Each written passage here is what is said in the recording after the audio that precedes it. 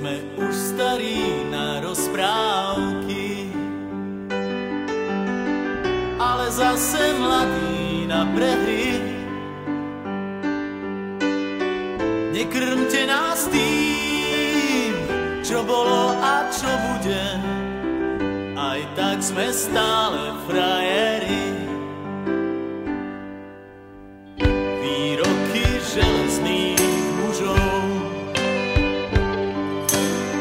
zhrdzaveli záhadnou hrdzou.